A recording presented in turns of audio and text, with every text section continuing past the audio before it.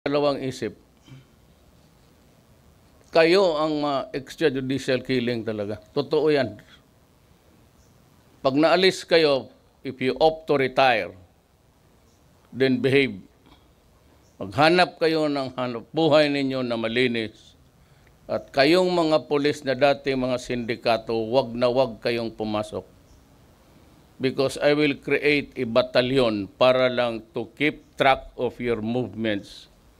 Because it has been the sad experience of this country that the most vicious criminals are karamihan ex-police or sometimes ex-military man. Kaya kita mo sa Mindanao yung mga kuratong baliling ng mga dating military. Kayo yan eh. Masanay kayo sa mga kriminal. At nasaya kayong pumatay. Kaya tuloy napapasama sa anti-illegal campaign kayo. Binibigyan kayo ng pera. Tama yan. Ang mali ang mga ulol at saka walang utak. Alam ninyo, ang pulis bibigyan mo ng pera. Yan sila. Kasi pag walang trafficking, walang buy and sell, walang trafficking, walang mangyari. We're trying to get rid of the supply. Kaya pumuntayan sila, may pera magkunwari bibili.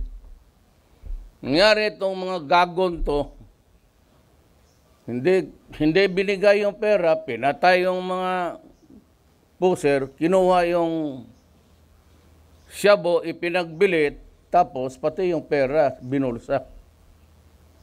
So do not be surprised about these allegations they are being paid. Oh, how are you supposed to enter into a trafficking event kung walang nagbibili, wala rin nagpabili, so walang trafficking? Eh di possession lang, billable. Kaya ganon yan. Diyan nagkakandalo ko. Hindi ko alam ilang nangyaring ganon. But do not be surprised if they are there to buy.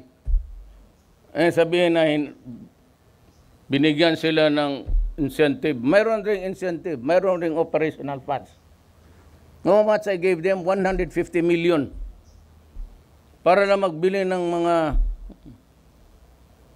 Ngayong iba, yun ang nangyari. Sabi nila binibigyan sila ng 5 mil, 10 mil.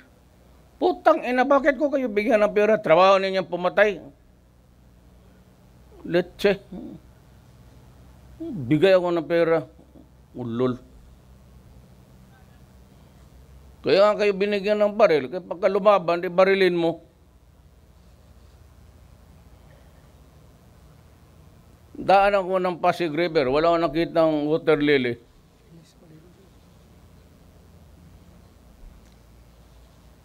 So, prepare to move out.